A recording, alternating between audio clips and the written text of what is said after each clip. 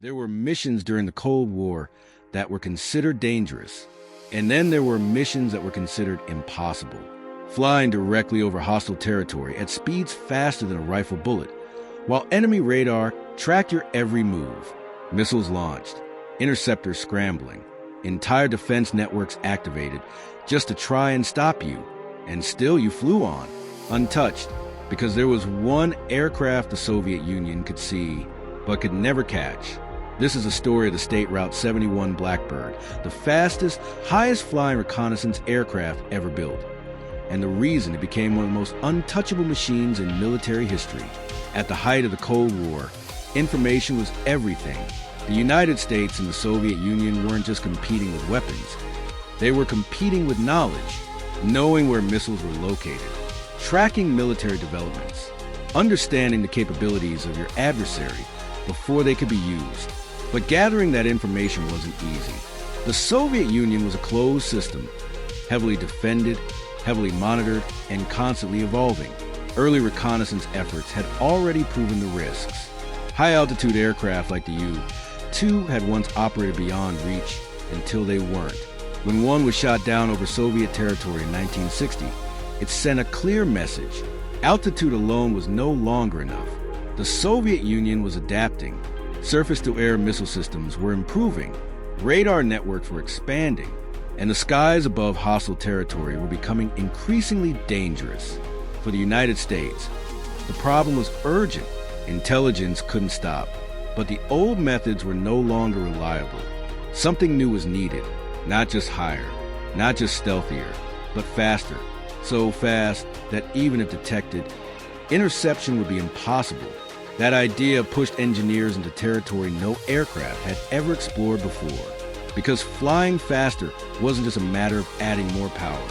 At extreme speeds, air itself becomes a threat. Friction generates intense heat. Metal expands. Engines behave differently. Everything changes. To survive in that environment, the aircraft would need to be built from materials that could withstand extreme temperatures. It would need engines capable of operating in conditions closer to space than to the atmosphere. And it would need to maintain control at speeds no pilot had ever experienced before. This wasn't just engineering. It was innovation at the edge of possibility. Deep inside one of the most secretive development programs in the United States, a team began designing an aircraft that would redefine reconnaissance. Every detail was unconventional. A long, sleek body designed to reduce drag, sharp angles to manage airflow at high speed, specialized materials that could expand and contract under extreme heat. Even the fuel would serve a dual purpose, cooling the aircraft as it moved through the air. The goal wasn't just to fly faster than anything else. It was to create an aircraft that could outrun any threat.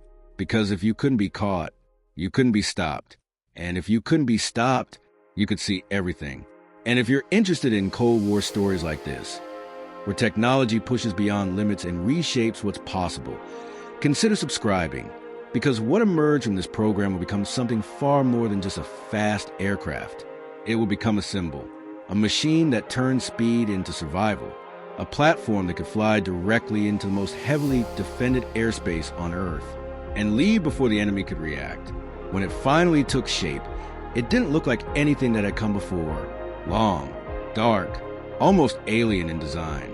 Built not for appearance, but for performance. It was called the State Route 71 Blackbird. And once it entered the sky, it would change the rules of the Cold War. From the moment the State Route 71 left the runway, it entered a different world. Acceleration was immediate, relentless. Unlike conventional aircraft, the Blackbird didn't just climb. It surged upward, gaining altitude and speed at the same time, pushing past limits that most pilots would never experience. As it climbed above 80,000 feet, the sky began to darken, the horizon curved, and the air itself became thin and unforgiving. But it was at this altitude, combined with extraordinary speed, that the State Route 71 became something no defense system was fully prepared to handle. Because it didn't just fly fast, it flew at over 3 times the speed of sound, more than 2,000 miles per hour. At that speed, time itself became a factor in survival. Enemy radar could detect it. That much was unavoidable. The Blackbird wasn't invisible, But detection alone meant nothing if interception was impossible. And that's exactly what happened. The moment Soviet radar systems picked up the aircraft, alarms would sound. Tracking stations would attempt to lock onto its position. Surface-to-air missile batteries would prepare to engage. But by the time a missile was launched, the state Route 71 was already gone. Missiles chased where it had been, not where it was. Even advanced systems struggled to calculate its trajectory in real time, because at that speed, even a small delay meant missing by miles. Soviet fighter jets faced an even greater challenge. Pilots scrambled, engines pushed their limits, aircraft climbing as high as they could. But they simply couldn't reach the Blackbird's altitude and speed combination. They were always behind, always reacting, never intercepting. The state Route 71 didn't evade threats in the traditional sense. It outran them. Inside the cockpit, the experience was unlike anything in aviation.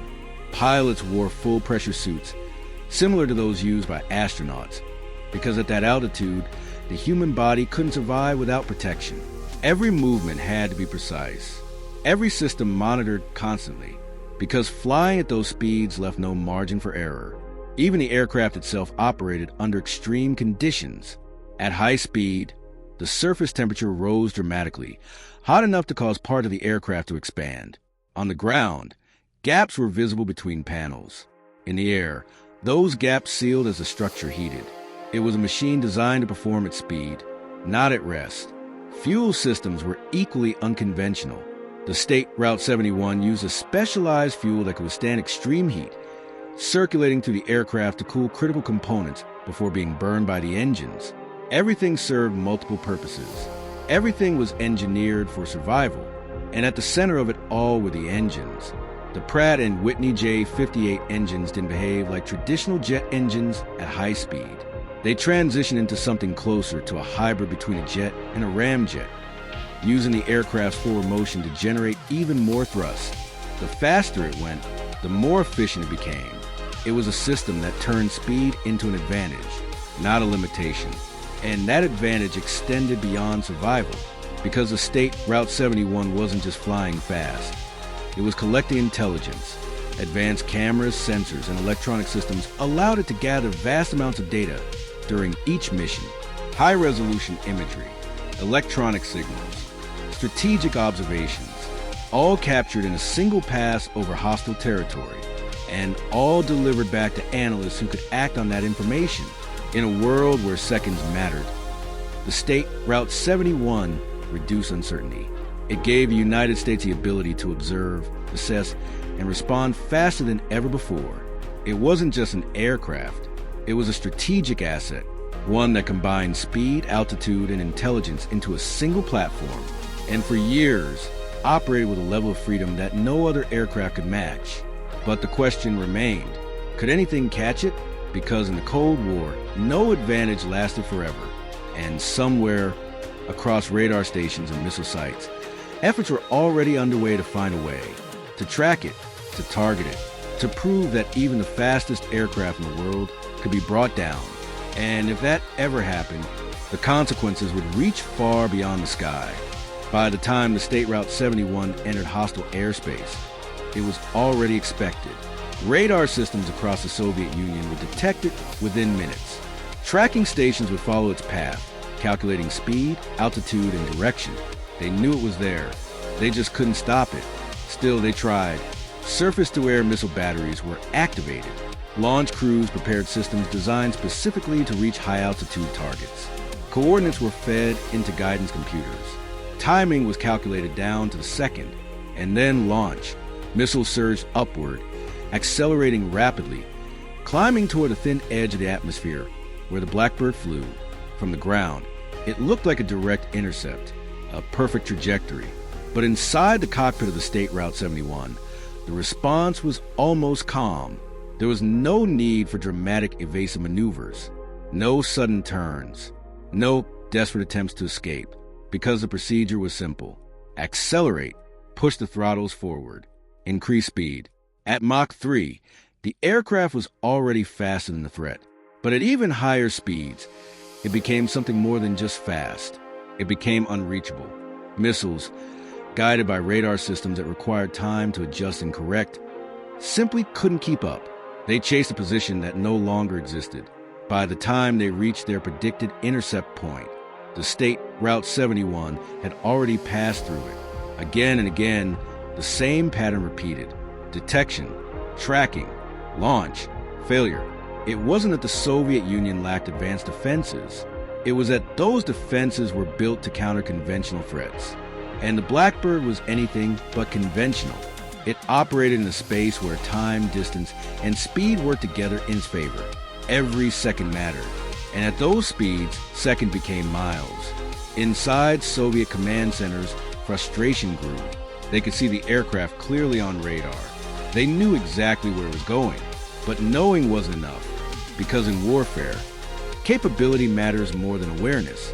And in this case, the capability to intercept simply wasn't there. There were attempts to adapt. New missile systems were tested. Tracking techniques improved. Fighter pilots trained for high-altitude interception. But even with those efforts, the result remained the same. The state Route 71 flew its missions and returned, untouched. Over time, a pattern became clear. Hundreds of missiles were launched against the Blackbird throughout its operational history. Not one succeeded. Not a single state Route 71 was ever shot down by enemy fire. And that fact changed how it was viewed.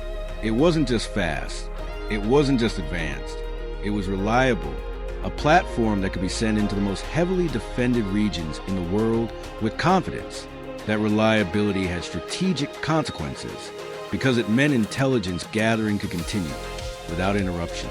It meant decision makers in Washington had access to real-time information from areas that would otherwise remain hidden. And it meant that even in the face of advanced defenses, the United States maintained an edge. But behind that success, there was something else.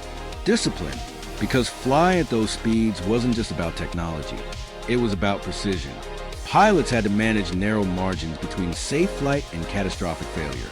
Systems had to perform perfectly under extreme conditions. There was no room for improvisation, no room for error. And yet, mission after mission, the state Route 71 delivered, not through luck, but through design, through preparation, through a level of engineering and execution that pushed beyond what had been thought possible. And still, the question remained. If nothing could catch it, what could stop it? Because in the Cold War, even the most advanced systems eventually faced a different kind of challenge. Not from the enemy, but from time itself, from cost, from changing technology, and from the evolution of warfare beyond the limits of speed alone. In the end, the state Route 71 Blackbird was never defeated in the sky. It was never shot down, never intercepted, never truly challenged in the role it was designed to perform. And yet, it was retired, not because it failed, but because the world around it changed. By the late stages of the Cold War, new technologies were beginning to reshape intelligence gathering. Satellites could observe from space. Digital systems could process information faster. Surveillance no longer depended entirely on aircraft crossing hostile airspace. The battlefield had expanded beyond altitude, beyond speed. And even for an aircraft as extraordinary as the Blackbird, that shift mattered because the state Route 71 represented a very specific kind of advantage, one built on pushing the limits of physics, on flying higher, faster, further than anything else. And for years, that advantage was unmatched. It gave the United States something few nations could claim, the ability to see without being stopped, to gather intelligence from the most heavily defended regions on Earth, to operate in environments where failure was expected but never came. And that capability shaped decisions at the highest levels. It reduced uncertainty. It provided clarity. It allowed American leadership to act based on knowledge, not guesswork. In a conflict where information could determine outcomes, that edge was invaluable. But perhaps the most important legacy of the state Route 71 wasn't just what it did. It was what it proved. That innovation could redefine the rules. That limitations could be pushed far beyond what seemed possible. And that in the Cold War, superiority didn't always come from numbers or firepower.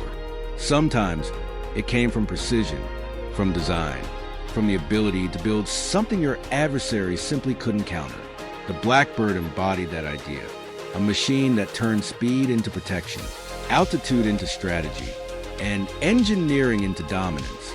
Even today, decades after its final missions, it remains one of the most respected aircraft ever built, not because it was used in combat, but because it didn't need to be. It operated in a space where its presence alone was enough, a constant reminder that there were places the United States could go and others could not follow. Because in the Cold War, victory wasn't always visible. It was measured in the missions completed, the intelligence gathered, and the threats that never became reality.